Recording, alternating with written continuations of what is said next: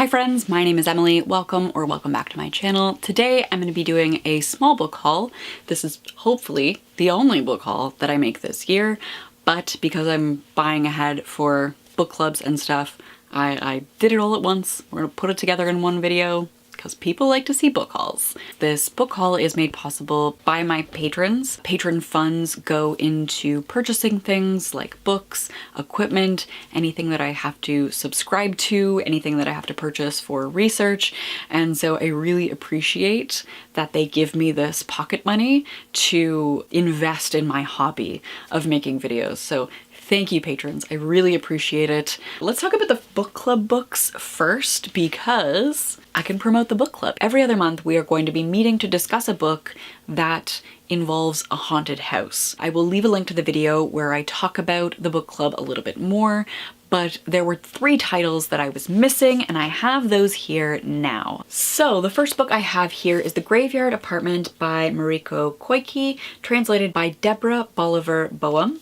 So this is about a family that moves into an apartment building and slowly everybody starts moving out of the building until they are the only ones left in the building. What starts out as like moving into this like idyllic little apartment building turns into like, holy shit, there's something really wrong in this building, haunting this building. The tagline that sort of got me is, "You will never feel comfortable in an elevator or basement again." I am very much looking forward to exploring this text together. I think in the context of all of the other haunted house books that we're reading, this is going to be really interesting. So I'm excited. Then we have a slight stretch. It's The Hole by Hye-Young Pyun, translated by Sora Kim Russell. So this has been described as like the Korean take on Misery. This is about loneliness and isolation. So a man has been in a car accident and his wife has died in that accident and he is paralyzed and his mother-in-law is taking care of him, and because he is bedridden, his world like really comes in, so he's stuck in this house and he's isolated. And isolation is a theme that we see in a lot of haunted house narratives. I think the idea of like being trapped within the walls of what was a home will be interesting to explore. I'm assuming we're going to get stuff about memories and trauma and how this is like a haunting experience to be grieving the loss of your partner and be trapped in the space that in the life that you built together to live together, and now one party is gone. While not a traditional ghost story, I think this is going to have some similar themes, and I am excited to do a little bit more work with this one to talk about the themes.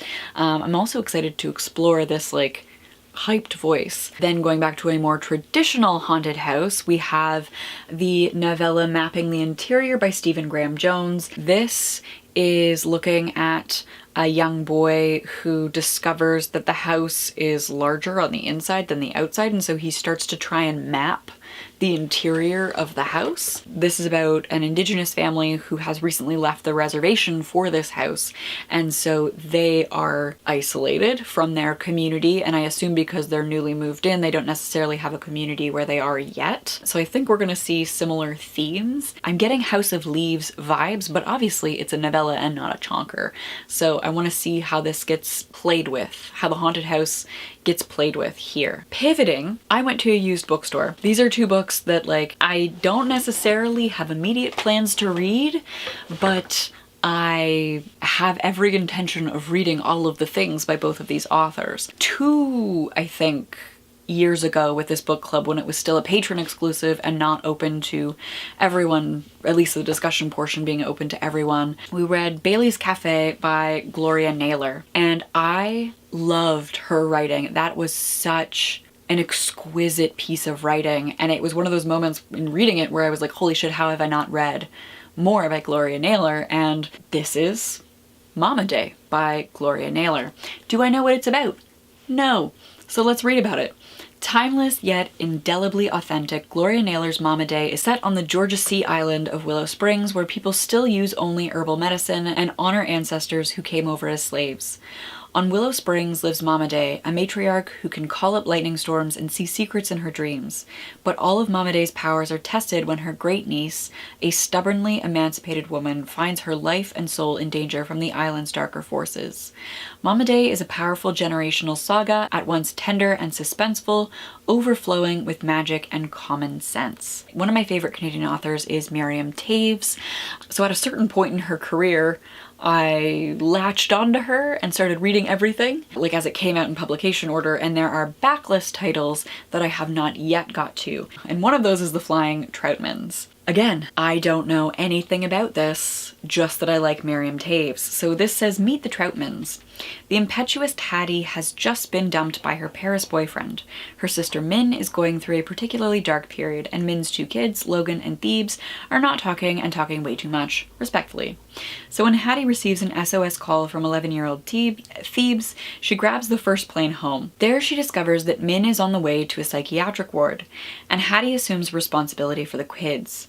She quickly realizes that she is way out of her league and hatches a harebrained plan to find the kids' long-lost father. With only the most tenuous lead to go on, she piles Logan and Thebes into their Ford Aerostar, and armed with some art supplies and a Mondo pair of headphones and a cooler full of food, they hit the road and head south. I'm not going to attempt to read any more of this because apparently my brain and mouth are no longer friends with each other, but it's Miriam Toews.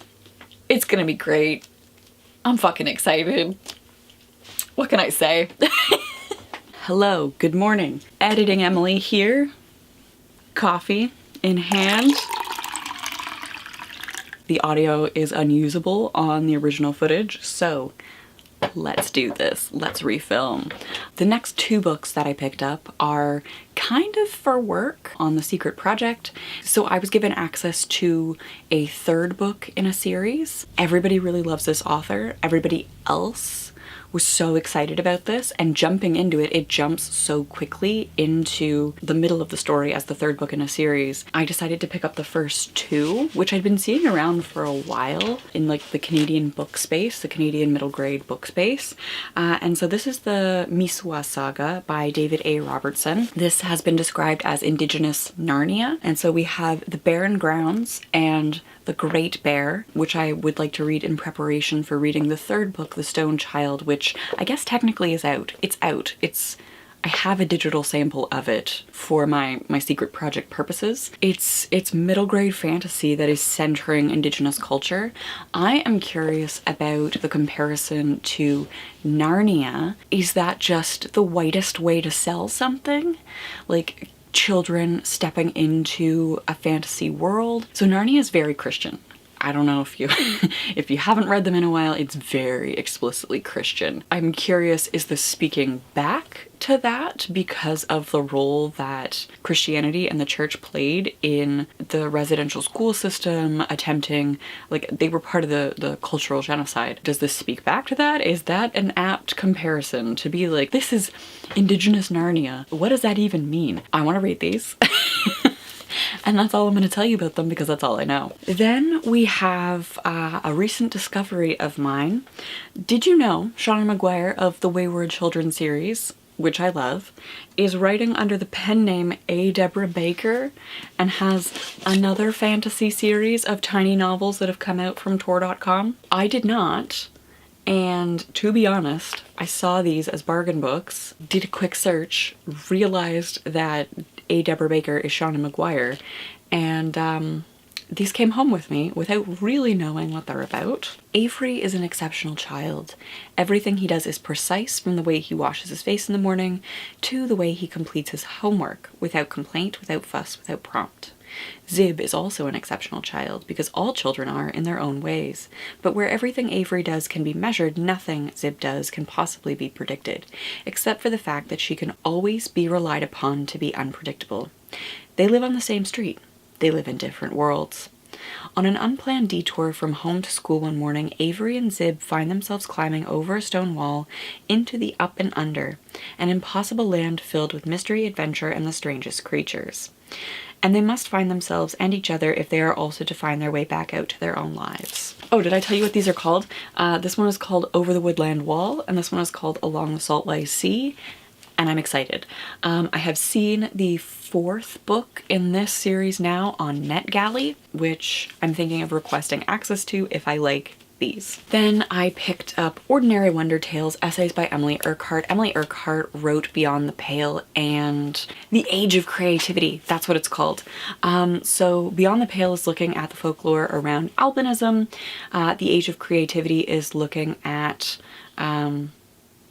art and her, like, the sort of intimate experience of her father's dementia, and how that's going. And so this is just a collection of essays on a lot of the things that Urquhart writes on and is interested in. So we have Lessons for Female Success, Ordinary Wonder Tales, Child Unwittingly Promised, Giving Up the Ghost, Nuclear Folklore, Plague Legends, Adrift, Years Through Days. So I am excited to explore these essays in this collection just because I like the other works that Urquhart does. She's a folklorist, she's touching on topics that I'm interested in already, and I like what she's written already, so I'm excited. The last physical book I have here is The Summer of Bitter and Sweet by Jen Ferguson. This is Indigenous literature and it has Ace Rep in it. So we are looking at Lou's story. It's over a summer. Her family, I think, owns an ice cream shop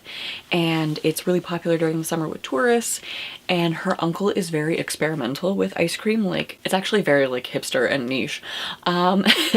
Like, he's pulling plants from the land like in season in like the local area, and he's making really cool ice cream flavors out of them. Some of them more traditionally ice cream than others. Like, I believe there's a wild garlic flavor at the beginning. Thus far it appears to be about Lou sort of navigating her biological father's release, and I think with her turning 18, there's like a no contact clause that is now void, that she's an adult, and she's getting weird letters from him. There's this like violence against Indigenous women that is being addressed. Also, Lou sort of, I think, is figuring out her sexuality. I've read the first, I don't know, about 1/3.